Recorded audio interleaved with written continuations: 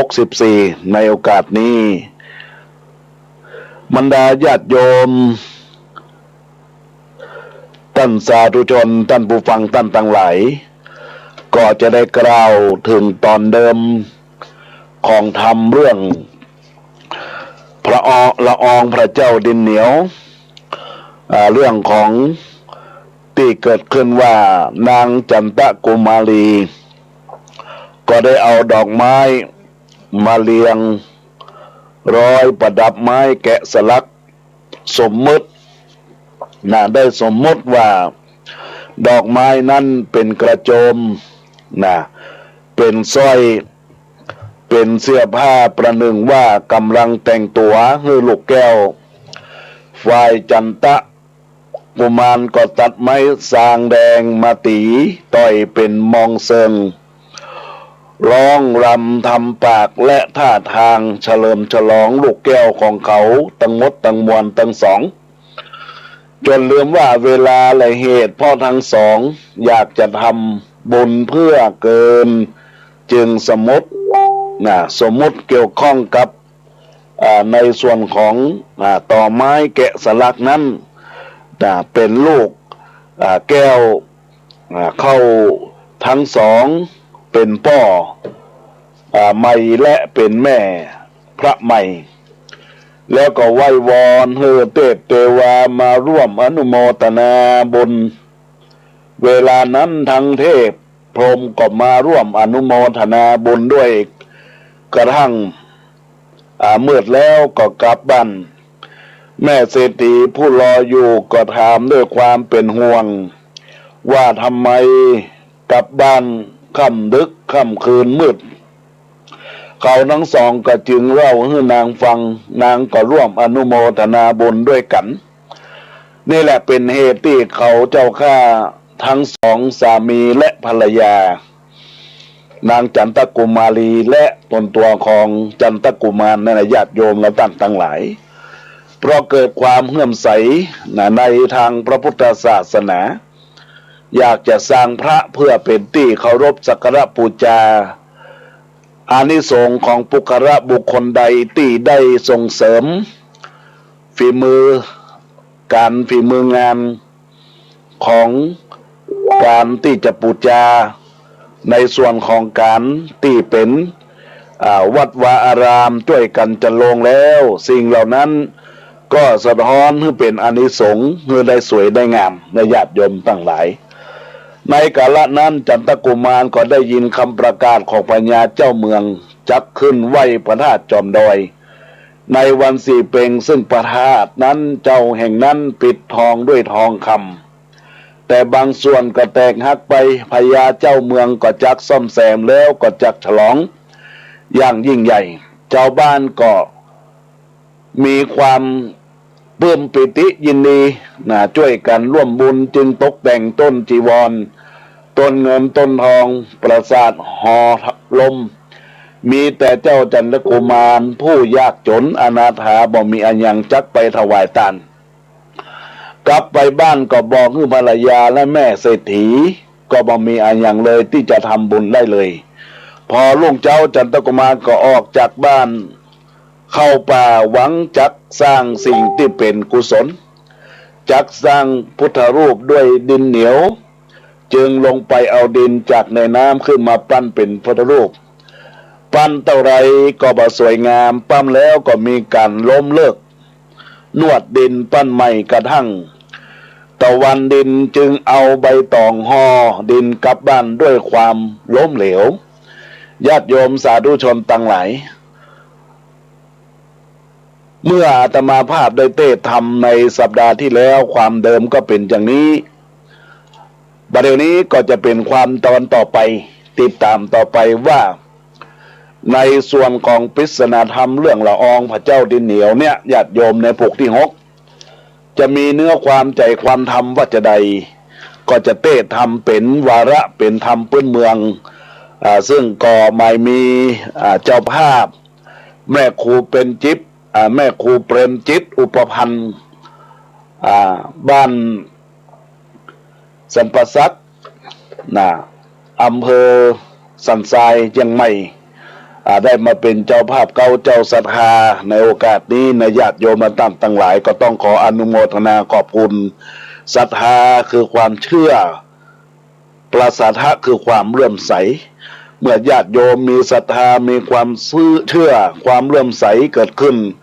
ในตัวในตนของปฐมมูลศรัทธาแล้วบุญนั้นก็เกิดกับตนกับตัว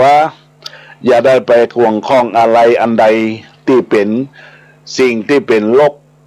เป็นรากเป็นหญ้าในตัวในตนในจิตในใจของเฮาในญาติโยมท่านทั้งหลายเหมือนคำนักปราชญ์ท่านได้เขียนไว้ว่าในส่วนของการประพฤติปฏิบัติในส่วนของการเป็นปุถุชนคนดีเราท่านทั้งหลายว่าฟังเทศน์ฟังธรรมน้อมกรรมพระสอนสิ่งที่บ่แน่นอนแต่เจ้าความเป็นความตายภัยก็อยู่เฝ้าทุกคำเจ้าง่ายแรงเมื่อเกิดมาแล้วบ่ต้องนายแนงเจ้าตอนยามแรงค่ำคืนตายได้เพราะเกิดมาตายทุกคนเป็นไปได้ถึงเวลาไปก็คงมืดมิดดับจิตเป็นผีอินทรีย์ชีวิตย่อมมวยมิ่งความหน้าไปก่อนจักตายนั้นทำดีฮือหลายจีมโนในโมใส่เลื่อนเกี้ยงไผจะไปเถียงหน้ามองมนเมียงทำจิตใจนั้นฮือจื่นบานทำดีไว้เตอะจักพบสุขสันต์มวยมิ่งไปพันโยมผาบานต้านจักฮับตอนจ้างต้านจักฮับตอนทำดีอยู่ปุ้นทำชั่วหลายค้อนคงบ่อ่อนชอนเหี่ยแล้วนรกสวรรค์แบ่งเขตกันแล้วทำดีปบดวงแก้วรัตนาทำชั่วบ่ดีนั้นบ่ต้องกังขานรกโลกาหนีตึงบ่ปนหนีตึงบ่ปนโต๊กบ่นหกอยู่หั่นนะญาติโยมและทั้งหลายเนอะก็มันสร้างคุณงามความดีวันนี้เป็นวันพระวันมสวรรค์ใหม่แรม8 ค่ำเดือน11เหนือญาติโยมและทั้งหลายญาติโยมที่ได้อยู่ทางบ้านทางจองรับฟังจากการออนไลน์เพจกิติพงศ์กิติโสพโนธรรมะสู่ใจเพื่อสันติภาพแชร์ไปในกลุ่มไลน์ผู้รับฟังธรรมแชร์ในกลุ่มไลน์ผู้รับฟังใน Messenger กลุ่มฟังธรรมก็เจริญพรรับฟังธรรมเทศนาสาระธรรมยามแรงมรดกธรรมพื้นเมืองตั้งแต่เวลาเริ่มต้น15 นาฬิกาถึงเวลา16 นาฬิกาญาติโยมและทั้งหลายเป็นบุญเป็นกุศลที่เกิดจากจิตจากใจกับบรรดาท่านเจ้าภาพก็เป็นบุญเป็นกุศลในญาติโยมและทั้งหลายแล้วอาตมาภาพเทศนาธรรมแล้วก็จะได้สรุปธรรมคือบรรดาญาติโยมเวลาเทศธรรมไปก็ฟังก้อยฟังไปคือเข้าอกเข้าใจในสารธรรมจะไปฟังเสียงเปิ้นคือฟังธรรมฟังเนื้อธรรมสารธรรมนั้นมันจะเกิดเพราะฉะนั้นก็ขอเจริญพรญาติโยมท่านสาธุชนท่านผู้ฟังตั้งหลายได้น้อมโสดสดับตับฟังการแสดงพระธรรมเทศนาณโอกาสบัดนี้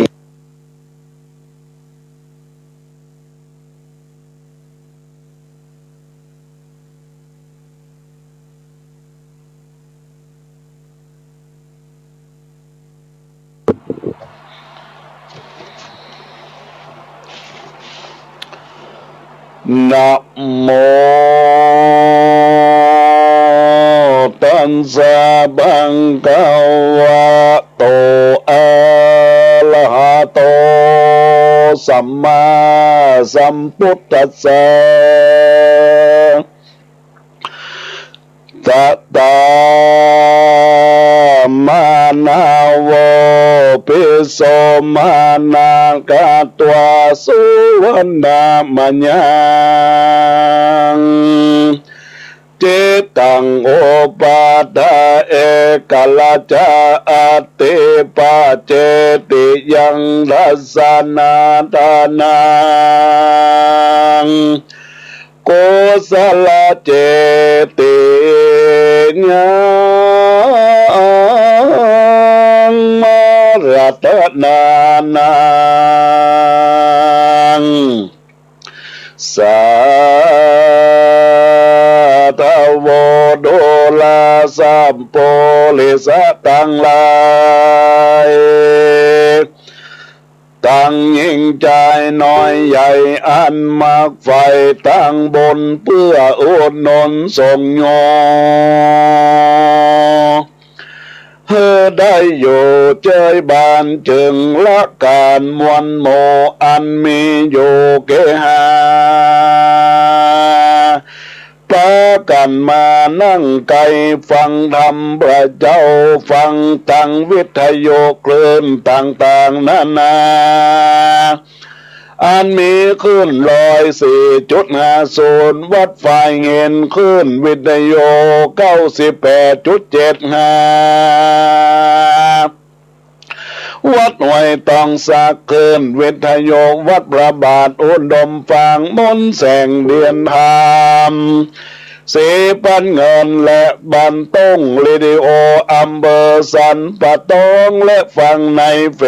ซบุ๊ก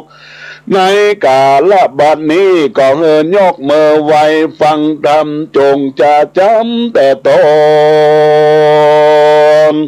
เตือนสื่อสนตัวมาเราจะไข่แต่เก่านิยายเก่าเหมือนมาศรัทธาน้อยใหญ่หูแจ้งไข่ตามมีบัดนี้แหละนะส่วนว่าพระลิญาเมียมิ่งนางก็จึงเล็งตามมารดาเข้าสารน้อยนึ่งกองหาบดได้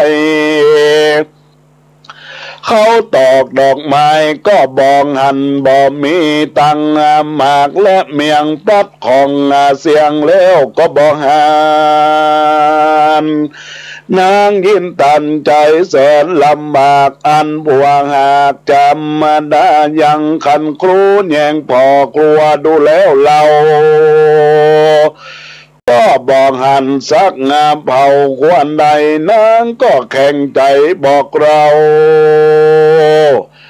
ว่าพี่เป็นนาเจ้าผัวควันขัวขันตังบ่มีสั่งสักอันจักแปลงกับเปื่อนบ้านคนหลายไผก็บอกพายตาพอกยังคนตุกหนอดำกาตุกใจนักนาหาบ่ได้และพี่ไทยใจลาเมื่อนั้นจันทกุมารได้ยินแล้วเมียมิ่งแก้วบอกกำมาเจ้าจึงมีกำจ้าบอกนางน้อยไทยแม่ไปเอาก้นบุหรี่เหล้าดีอาหารวางอยู่ที่นั่นเบียนยานางฟังไปตามคำจ่าผัวบอกได้แล้วพ่อขึ้นมาสามีกำบัวเคนเจ้าเอาต่างเนื้อหิ่งมาแล้วอันตาว่าโดลาโคหลวงใหญ่เจ้าบัดนี้ข้าเจ้าไว้วอนหาข้ามีเจตนาใหญ่กว้างมีใจใครสร้างพุทธปิมปา32ครูขอมาอยู่สร้าง91ครูของมาจางสอนแหน32ครูและแกดเฮาของมาเข้าอยู่ในหัวใจจักกะตำอันใดของเป็นตุกยังสับเครื่องสิ่งตุกอันขอมาบอกปันไว้วองจบแจงป่องยังการย่อยกมือสารตั้งเกล้าไว้หาตนโคไว้วานโด3 รอบมือกำมากอบดินเหนียวแย่รีบเร็วฟังฟ้าว ใจเยือกยาวยินจมแล้วก็ยอมมือพนมต่างเกลาไว้หาเจ้าสุรสตรี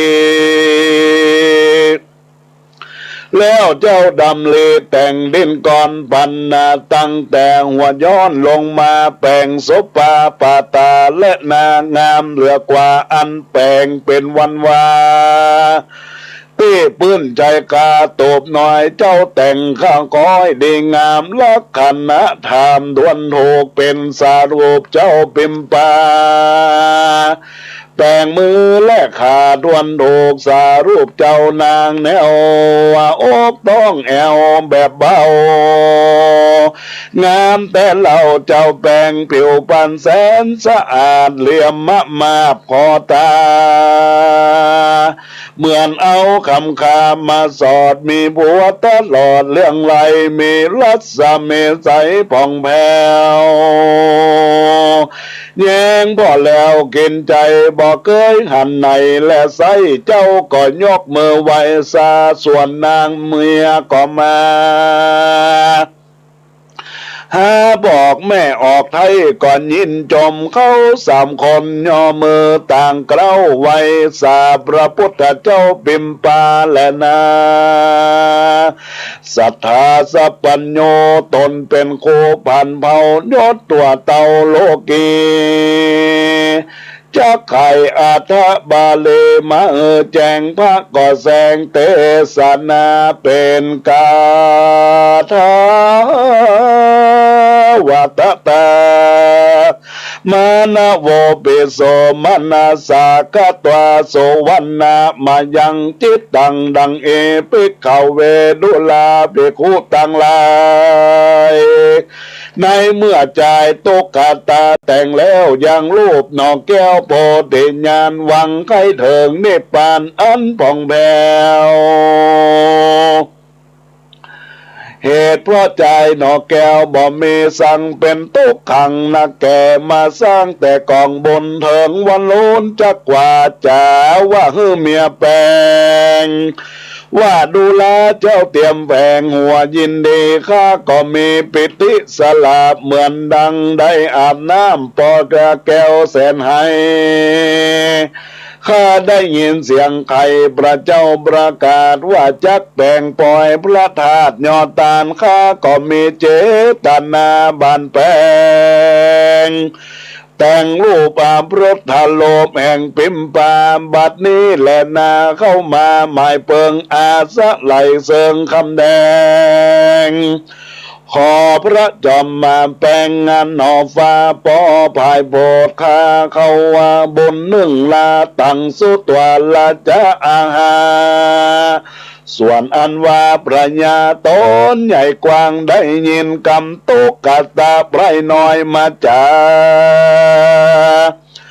ก็มีกุลาโกตาเกียรติใหญ่ว่าอายดอยไล่คนบ้านอันว่าลูกพระโพธิญาณผ่านแผ่วกูบอกเคยรู้เล่ายินมาเอาดินเหนียวนั่นนาปั่นแต่งมา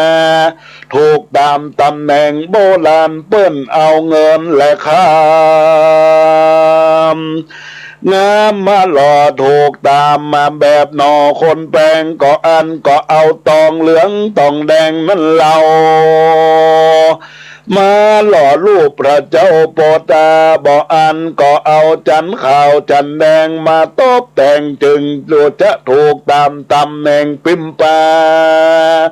อันนี้มึงป้อยเอาดินเหนียวมาแปลงแต่งบ่ถูกระเบียบแห่งโบราณบ่เป็นผลเพราะเปิง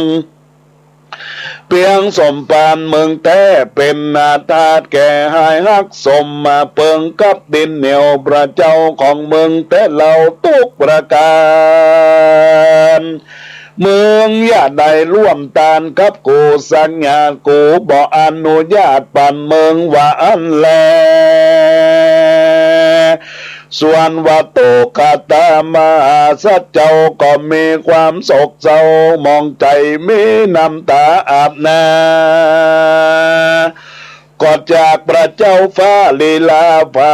เวียงมาจะใจจนเดิงลอดไกลตูเปยตองมีหน้ามองมามน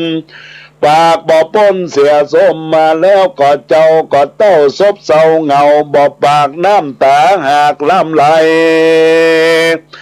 เมียใส่ใจนอดให้จึงถามว่าเจ้าปี้ให้เหตุอันใดจ้าเจ้าจงไขบอกงาคาอันว่าเจ้ากวางหาคำเอามาตืดยังพระเจ้าพี่จงงานเล่าปันยิ่งงานฟังนึ่งลาตั้งสุดว่าอันว่าปุติสัจเจ้าได้เงินกรรมมาน้องเนาจันทนาเลนเจ้าก็เมวจีใครจะว่าเจ้านี่เนาะน้องนาวแห่งหัวใจพี่ได้ลงเงินไปเอาไว้กับนานในอันอนุโมทนาทานพระองค์ก็บอประทานปันคำสักแผ่นพี่นี่แกนโตมนัสสามีน้ำตาพังย้อยนาบอกแก่เมียกำผ้ามิ่งใจยานางก็ได้ยินคำจ้าบอกทีก็มีนาปี้ให้ยินขีตั้งแต่เศรษฐีก็ให้มองหมดไว้เหมือนกันเจ้าซ้ำจ่าลำบันประกาศว่าพระบาทเจ้าจอมใจเปิ้นบอกพี่ไปตานร่วมประดาษ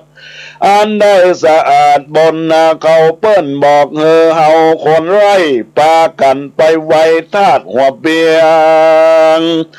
อันบ่ไรบนเปียงพุทธขาดเป็นทาดว่าเก่าว่านักนาว่าเปิงกับจุ่มเราลาตุกยากพี่นี่หากยินคีใจ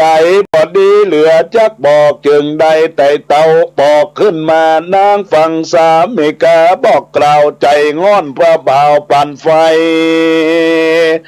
นางจึงไข่ตอบมาตานว่าข้าหามปี้แล้วบอกฟังกรรมคนตุกบอดีไปตำผู้ใหญ่บอดีเข้าใกล้ขุนหล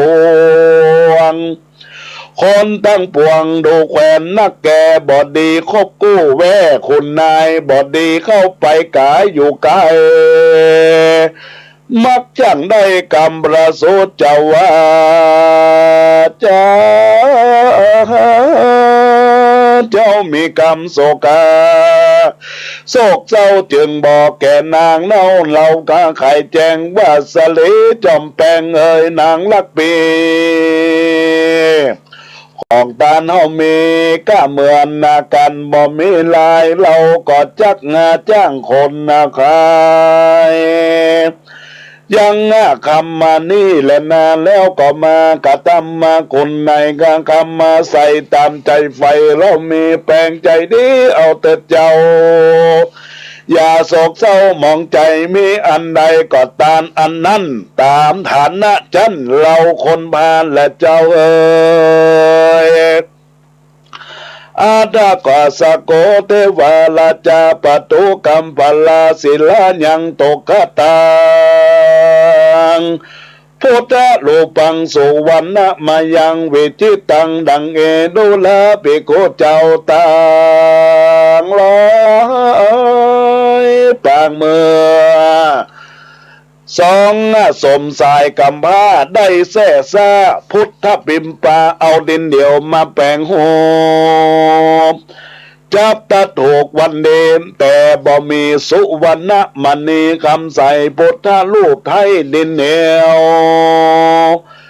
ตุกเป็นเปลวลำบากหาคำปิวหากบ่มีบ่ยินดีอามาล้ำมายังอามาลอดล้ำลอดกำคุณสะวันเกิดอุนหากังตั้งวังวันนาไววันนาโกละหนนาสนันปันโดเหมือนจะลุจะหยาดหยาดนาอินตาดิลาสกกาเล่งติปะจากสุ ตาพอลุ่มไตหันเจ้านอดให้โปรติญาณตกอยู่ในความผ่านลำบากทุกข์ยากด้วยหาคำมาติดยังพระเจ้าปั่นแต่งเล่าด้วยดินเหนียวรัศมีเปียวบาตองอากาศน้องพายบนเป็นรูปองค์คำติดใหญ่แม่นยังบ่ใส่คำแดงมีรัศมีแสงปุ่งเคินจากอาการพื้นถึงพรหมพระญาเอ็นก็มายินจมมากรู้แล้วหากทะลักทะลองจำกูจักเตี่ยมแดงช่วยอ้ายอ่อนน้อยนั่นพอที่สัตตนอินตาก็กลับกลายเป็นเปรตเป็นติปะเวทมนต์นาเสนมีตัวเข่งงานย่อมมาเท่าแกงหัวงอกแผ่ลุยลายเหม็นสาบอายและสาบตูหลังโคตรกู้หักลงเมื่อเธอตรงคมมาเต้าฟันบุ่มเบาวาตานยบเนี่ยกุ้มกากน่าจะหักสุดบานแล้วก็จึงจานจาตันหอยเก่ากับนางยอดซอยเต้าสุจานดาอันเป็นพระลิญาแฝงไฟกับเพศได้เหมือนกันมีหลังฮักงานนานเต้าเธอไม่เต้าเตียวมาทัดนันตนอินตาเรียกร้องนางนาดน้องสุนันตากับเป็ดมาแก่เตาฟันวุ่มเว้าเหมือนกันรูปร่างหันตังเกียรติย่างคางานเหยียดวันวาวากย่างเตียวตังดังจักเต้าหน้าเจ้าเผ่าวพองมองมังทัดนั้นสุจิตตานางเตียววันโนมมันก็น่าจอยจุ่มเรื่องแบ่งกับกายแปลงเปลี่ยนเปรตเครื่องทิพย์เตบกัญญาเพื่อเสด็จมาเมืองโลมลองโศคมจมโปมีตัวโดโศกเศร้าเขี้ยววุ่มเว้าหลังคดผมหัวก็มามดข่าวงอกย่อมเยาะย่อมหยอกจองกองกับแตบหูดังก็แมบกลางเยินแถมนางชื่อว่าสุธรรมาเป็นคนนาอินตาดิลาดเฮอนางหน่อยนาดกับกายนางสมสายนอนเนาเป็นคนเท่าทานปั่นผีเขี้ยวบ่มีกังสั่งเตียวยักยันออกข้างหรือว่าไตเต้าต่างตามนอเต้าต้นผ่านดาวตาว่าติงสาลงมาถึงนักะลาเมืองใหญ่เต้านอไตแสงลงมาเถิงนิเวศนพระบาทบรมราชเจ้าเมืองขวางไตเต่าตังสักไม่เต้าลุลอดเข้าหอคำจ้าปากกำกับเต้าราชว่าคาพระบาทตั้งหลายมีเจตนาหมายมุ่งอ้างใครร่วมสร้างกองบุญกับเต้าจอมขุนยศใหญ่เปิ้นเล่าเรือไตโลกาว่าพระมหาราชเจ้าจักได้เป็นเก้ายอดตานข้ามีบุปผาบานดอกไม้ตามแต่ได้ประมาขออนุโมทนาร่วมเต้าข้าแก่ข้าวหลังโคตรบ่อนานก็จักพดมรณะขอพระบาทให้คนนาเธอร่วมสร้างศรัทธาแด่เธอตั้งสุตัวมาสารเจ้าว่าส่วนอันว่าพระญาผู้เป็นใหญ่แปลงนาใกล้จังกังเมื่อได้ยินฟังอินตากล่าวหันเป็นคนเท่าเรือแรงมันบ่อนยำแยงสักกาตี้แต่งหากเป็นคนเอ็นใครมากินร่วมตานแต่งและมาร้องแห่งใจมันพระญาใจตันใบงาวบ่จ้างกล่าวกำวานบ่จ้างขานเสียงมวลบ่เกิดส่วนหลายอันบ่เคยหันมาลอดลอนท เฮากว่าป้นปูนมั่งมีหน้าญาณหน้าปานออกผมก็งอกข้าวปอนพอกลางก็มางอนเกี้ยวก็มาเว้าซักไม่เต้าจุคนกินอ้ายตนนาเมนสาบมีต่างหากดูแดงเต้าโกธาแหลงด่าคนเฮาบอกฮือเข้าในหอคำจ่าปากกำขับไล่เฮอสูรีบไต่เตาเตียวไปตาเฮออ้ายเข็นใจตุกงานยากที่ประทานหัวเวียงดูเพราะขาดใจรีบเลาะเลี้ยวปานอย่าจากกันอยู่ใดไม่ค้อนจักงาใส่หัวมึงหน้าจึงกึงเอินด่าเงอรีบกว่าเลี้ยวปันโขนสวรรค์เข้าใจโง่เขาจูผู้บ่เบิ่งใจแยะมาไอ้คุกคากปากันจากลีลาซอดถามหาบ้านใจอ่อนหาคนสอนนาตามกันเป็นงกกันงันเท่าสักไม่เต้าสันเตียวต่างตามกองขวางต่างไข่คนน้อยใหญ่พอเป็นโจมละอ่อนลมเอิ้นโอว่าอีปูจะไปในอินตาไข่ปังเท่าให้ก็มาจักไปตูบน้อยจันตะกุมารจนลอดเลือนผ่านตุ่มเก่าและก็ตุกขตะนมเนาหากได้ยินพระนาเรนผู้ตุกยากฟังลงจากเกงาจุงแขนคุณอินตาเท่ารับไม้เต้าและทงป่าและอาปากจากกำต่อเจิญเติบแม่และพ่อลุงเฮยกัวบอกเกยนูกมาตูบน้อยข้านี่คนนาต่ำก้อยตุกผ่านด้วยจากกำหวานปากหมอและเมื่อรับตงห่อสะปายป่าเจิญตั้งนางเตวันดาสีผู้ขึ้นมาสู่ตูบมงตองข้าขอรับรองมาเตอเจ้าแม่ตูบจอมแควบมาแลดีลีเครือขาบ่มีสั่งสักงาดเข้าของขาดปุนพานจากกำบานว่าเสียแล้วสองหนอกแก้วบนโจเอาหมากมาเป็นมาปู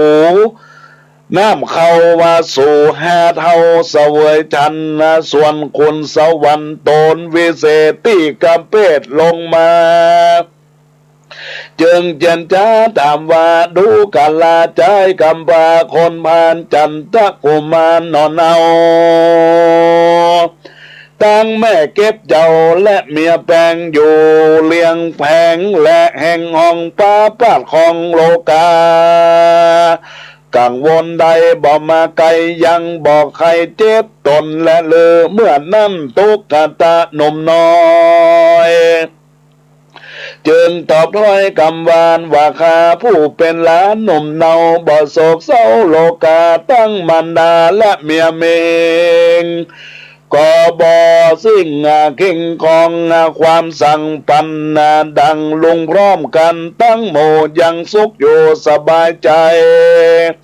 โลกาใดบ่ไกลบ่ทุกโศกไม่สังกาและคุณอินตาฟังดูแล้วกำมะลานนอกแก้วแสงนามจึงมีกำงามตอบโดยว่าดูแลใจอ่อนน้อยผิวสายโลกาใดบ่มาไกลปู่ตุกผู้อยู่สบายดีส่วนนางจันตากุมาเลหนุ่มเนาก็โอปานดากเจ้าอินตากับนางเตวดาตั้งสี่ตามนาที่กองปฏิบัติ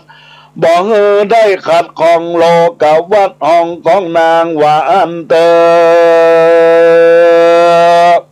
ปางเมื่อเต้าจอมมิงอินตากับดังราชกัญญาหนุ่มเนาลูกจากจันฟ้าลงมาสู่เมืองคันธยาปราชาตั้นเตาตนบาดดาวอินตาได้เสด็จมาโลดนา เจ้าลุ่มฟ้าจมปูเพื่อจักมาลองดูใจเต้าตนผาบดาวผู้เลเต้าขับปรัญญาอินทรีและก่อหนีเสียจากห้าเทพมาผากลงหอเต้าบ่อปั่นเฮินยอตันหน้าร่วมกันด้วยน้ำบาดท่วมหัวใจคุณสวรรค์ในลางเท่ากับสี่น้องเนาชะลาและก็มีความฉลาดรวยหลังโกงโยกดโกงอันปากันย่งยังลาไปปุ่นเดขาสดใสใจแต่เราเพราะบอดใจเท่าดอมได้ปายปางไปล้นจึงได้โหปรัญญาเจ้าว่าใบใจหมาก็มีคุณนาสักเมาเป็นเจ้าเปล่าเสียได้บ่มีปัญญาภายสักหยาดบ่จันลาดลูกพระเพณีบ่มีกรรมเกิดดีใจไพรบ่ตามไต่กองทำปรัญญาใจดำกำเศร้าใจหาเข้ามวยขายมิจฉามีตัณหามืดโกมเมตตาบ่งมสัตว์และคนมันเกิดเอาว่าตนมันนาว่ากูนี่ใหญ่กว่าไผ่และใหญ่กว่าคนนะใดๆก็กวดญาณว่าเขาว่าตั้งผ่านอาจจะญาณในมีหน้านาใจอาศัยใหญ่บ่ตามไต่ประเวณีลูกกะดีใครกินและใครด่าลูกว่าถามข้าฟันแต่งลูกก้ามีตัณหาแห้งนักงานใหญ่เป็นเง่าไม่อาธรรมส่วนขุนสวรรค์เจ้าฟ้าอยู่กับมาใจกากำผ้าคนบานจนเสียงรัตติยาการลุงเจ้าตนตันเจ้าอินตาก็เสวยโปรดจะนาคาบเขาแล้วก็เสร็จแล้วก็เล่าดีงามเจ้าก็มีคำถามตั้นกล่าวว่าดูลาใจน้อยเท่ากุมันแล้วก็อันว่าลูกจึงคานพระเจ้าปา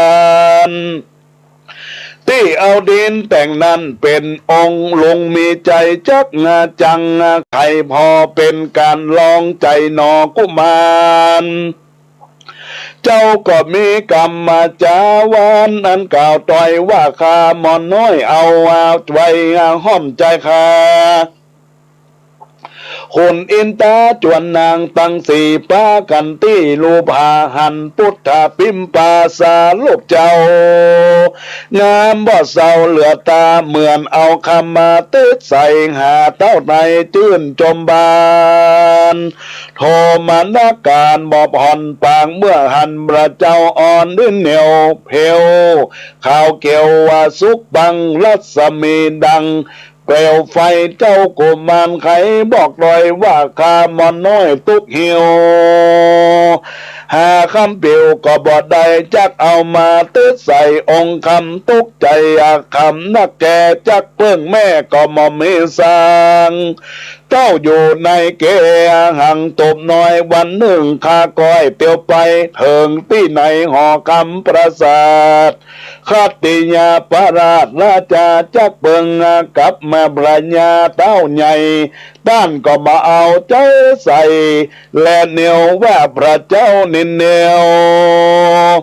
มึงเอามาไก่มึงอย่าได้เอามาตานร่วมกับสมปานกูเป็นอันขาดเอาไปตานทาสเก่าหัวเวียงข้าก็บาจ้างเถียงตั้นเต้ากัวอาจจะยาห้าวแต่งตามบัดนี้ยังบ่มีคำสักเป็นตกใจแต่แกนโศกาจักมาสั่งติดนาปิมปาสารูปเจ้าป่อลงเท่าหลอนมีคำมาหลายพอโพดภายขอเปิงสาสะไหลเซิงกับลงขอเอาบุญกับข้าเอาเป็นลูกกำพร้าและคนบานแดดเตอะลงเอ่ยก็มีแลบัดนี้ไม่มีปาธรรมมูลาสัตตาข้าเจ้าตั้งหลายไม่มีแม่ครูเป็นจิตอมประพานพร้อมด้วยครอบครัวได้ปากันมาสลงคงควายตกแต่งพร้อมน้อมมายังมาทุกบุพา และจะดวงดอกเข้าตอกดอกไม้และลำเตียนกีฬาละปัจจัยไตวัตถุตามทั้งหลายผู้จะลดสัทธรรมเทศนาเจวาละอองพระเจ้าเด่นเนวได้มาเทศนาอันเป็นผูกดวนหกในดีกากาละวันนี้บัดนี้ก็ได้รับธรรมเมตตาเทศนาธรรมเป็นติบัวละมวลแล้วก็ขออนุโมทนาทานอย่างแม่ครูเป็นจิตอุปพันธ์ในดีกากาละวันนี้ยามนี้เตื้องแท้ดิเลเนติตากิญญาสังวันนาวิเศษจางองเหตุจันตะกุมารนมเนาละอองพระเจ้าเด่นแนวปลูกดวนหอบก็บังคมสมเลสลาเดช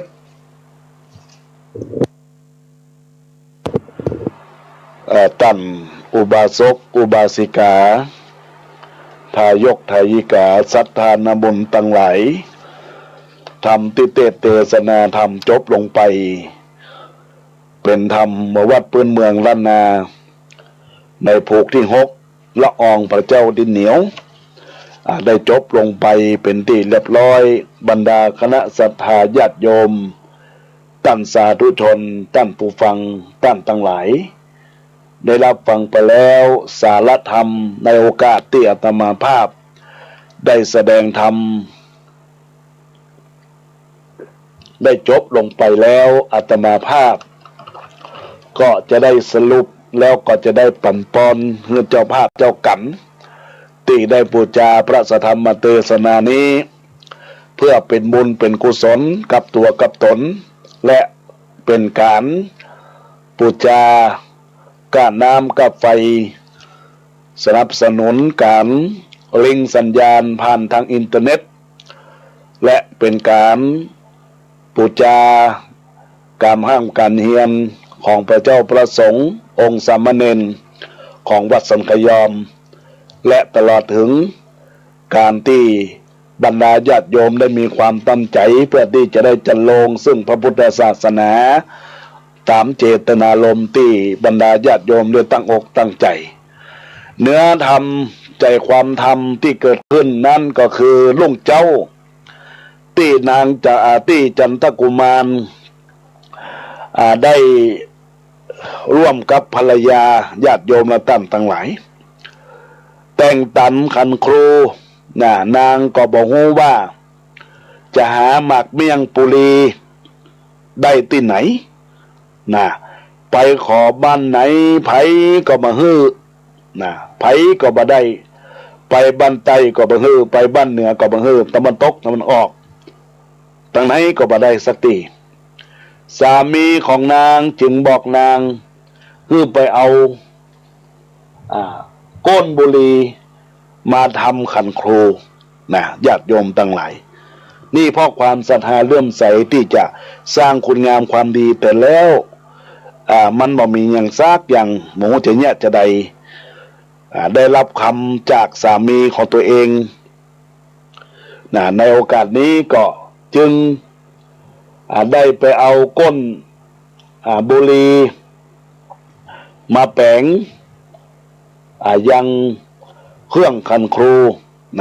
เพื่อที่จะไว้ครูฮือมาช่วยกันสร้างพระพุทธรูปจากนั้นก็เขาก็ลงมือปั้นพระพุทธรูปญาติโยมมาตั้งหลายเมื่อได้ทำการปั้นพระพุทธรูปแล้ววันนี้เขาก็จับดินเหนียวจับดินเหนียวแล้วก็ด้วยครูบาอาจารย์มาสิงสู่ในร่างตนปั้นไปบ่นานเท่าใดพระพุทธรูปปั้นดินเหนียวญาติโยมทั้งหลายก็ปั้นออกมาจากยังด้วยมีความที่มีผิวพรรณวรรณะผ่องใสกระทั่ง3 คน ยังอดยกมือไหว้สาบารมีพระพุทธปิมปาสารูปเจ้าบ่ได้เพราะมีความสวยงามเหลือเกินจันทกุมารเมื่อปั้นพระพุทธรูปเสร็จแล้วญาติโยมและท่านทั้งหลายบ่มีทองคำมาติดประประดาองค์พระจึงไปทูลขอเจ้ากัปพญาเจ้าเมืองพระองค์บอกกับดูถูกดูแคลนว่าบอกเคยได้ยินว่าเอาพระเจ้าเนี่ยมาเป็นรูปสนะของดินเหนียวหรือว่าเอาดินเหนียวมาปั้นเป็นพุทธรูปได้ยินแล้วก็ว่าเอาทองเหลือเอาทองเหลืองเอาทองแดงกะในโอกาสนี้มันทำพุทธรูปเพื่อเป็นการปูชาคุณพระพุทธเจ้าและพระองค์ก็ยังถามบอกให้จันทกุมารนำพระรูปมาร่วมฉลองกับพระธาตุของพระองค์ไล่ไปไหว้พระธาตุเก่าที่มันแตกมันหักญาติโยมตั้งหลายตั้งนอกพุ่นนอกเมืองตั้งไหนก็ไปมันจะมาร่วมกันเขาได้ฟังเช่นนี้นั้นก็ร้อนใจเสียใจเป็นอย่างมากญาติโยมตั้งหลายความตั้งใจของชายตุ๊กตะปั้นพระดินเหนียวเนี่ยเพื่อที่จะมาเป็นปูจามาตานห่วมกับตนตัวของพญาเจ้าเมืองก็ถูกว่าและพระองค์ก็ยังห้ามบอกจันทกุมารนำมาห่วมกันตัวแล้วญาติโยมทั้งหลายความเสียอกเสียใจอย่างมากที่เกิดมาจนแม่พญาเจ้าเมืองก็บอกร่วมทำบุญด้วยซ้ำไล่เตลิดเปิดเปิงไปปูจาพระธาตุเก่าปุ่นเขาซ้ำใจบุญวาสนาของตนบ่ได้สร้างบุญอีกเขาก็ร้องให้เดินกลับบ้านไปเล่าเรื่องให้ภรรยาและแม่เศรษฐีฟังนางก็จึงประโลมใจปลอบใจเขาก็ทำบุญตามฐานะของตนด้วยอำนาจของบุญที่จันทกุมารจักหาทองคำเปียวมาติดองค์พระจึงทำให้เต้าสกยะเทวราชมีเต้นอาจปันทุกรรมญาติโยมทั้งหลายมีเต้นอาจปันทุกรรมแข็งแรงกระด้างขึ้นพระองค์จึงรู้ด้วยทิพเนตรพระองค์ก็พร้อมด้วยนางสุธรรมานางสุจิตาและนางสุนันทาและนางสุชาดาแปลงกายมาเป็นคนชราลงในโลกมนุษย์เดินมือไม้ถือเท้าเข้าไปในวังไปขอเอาดอกไม้ร่วมทำบุญกับเต้าพญาพระองค์ก็ปฏิเสธเพราะเห็นว่าเป็นคนแก่คนเฒ่าเหม็นทราบจึงไล่ไปทำบุญกับชายตุ๊กตาปุ้นจะไปมาที่นี่เป็นคนฐานะดีไปไหว้พระธาตุเก่าปุ้นนอกบุญท้าวสักกะจึงแปลงร่างเป็นเฒ่าชราและเหล่ามเหสีทั้งสี่จึงเดินออกจากวังไปตามหาบ้านจันทกุมารกระทั่งถึงแล้วเขารับต้อนชายชราแปลกหน้าและคณะอย่างดีอูจาอ่อนหวานถามสารทุกข์สุขดิบแล้วก็พักในบ้านตามอัตภาพตลอดคืนรุ่งเจ้าท้าวสักกะได้ล่างคนแก่ก็เกรงถามหาพระพุทธรูปดินเหนียวเขาก็เอามาดู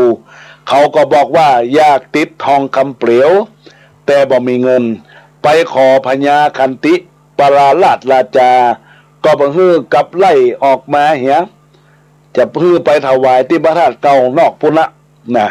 อันนี้เป็นความตอนที่เป็นอย่างนี้ญาติโยมมาตั้งหลายก็เปลี่ยนเงินกับคนที่มีฐานะที่มากกว่าคนที่มามีฐานะแต่อย่างเปิ้นร่วมกินร่วมตานตัวเปลี่ยนเมืองกับเปิ้นเป็นคนยากไร้เข็นใจแต่มีใจขอยากสร้างบุญกุศลญาติโยมทั้งหลายก็ไปได้ท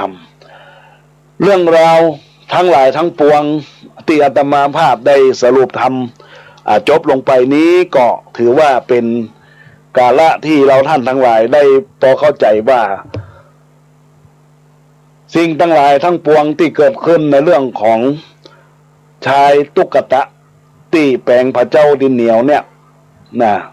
ก็ไปได้ร่วมกับพญาเจ้าเมืองแล้วก็พญาเจ้าเมืองอันใดก็บ่ฮื้อร่วมความนี้ก็จะต้องติดตามตอนต่อไปในสัปดาห์ต่อไปเป็นภคที่7 นะญาติโยมท่านทั้งหลายแล้วก็ผูกที่6นี้ก็จะได้ปั่นปอนให้กับท่านเจ้าภาพท่านเจ้าภาพก็คงจะมีที่ตรวจน้ำอยู่ต่างบ้านได้ตรวจน้ำยะถาวารีวหาปุลาปาริปุเรนติสากลังเอวะเมวะอิโตทินังเปตานังอุปกปติอิจิตังบริตังตุมังกิปะเมวะจะมีจันโทสเพปุเรนโตสังกปาจันโทปนะละโสยถามณีโชติละโสยถาเอวังหนตุดีละอาจารย์ในวันนี้ก็หาเป็นวันดีสลีสุขมังคระอันผ่าเสริฐล้ำเลิศจิงกวันและยามต่างหลายบัดนี้ไม่มีปฐมมูลศรัทธาตนตัวของแม่ครูเป็นจิตอุปพันธ์ได้มาเป็นเจ้าภาพเก้าเจ้าศรัทธาได้บูชารสธรรมเทศนานี้มาเทศนาเป็นที่มูลมวลอุทิศไปหาปอกเกิดไม่เกิดเจ้ากรรมในเวรไหวกับตนกับตัวของแม่ครูเป็นจิตอุปพันธ์อยู่ได้อยู่เย็นเป็นสุขอายุมันขวัญยืนปราศจากทุกโศกโรคภัยไข้เจ็บจะได้มีสิ่งใดบังคับมากายนานนั้นจงจะมีใจยตุภวังใจยมังกลังใจยวินาศตุจเตสัสสาจตาโลธรรมาวัฏันติอายุวันโนสุขังพลังรัตนัตยานุภาเวนะสภะเทวะนาเตจสาอุปันโนโควิโตโลโคสยามะทัตเทวินาศสันตุราชปุญญานุปาเวนะรัสปารมิตาหิจะอโลคิยะสุขะเจวะสทาสุดีพระวันตุเตด้วยอนุภาพของ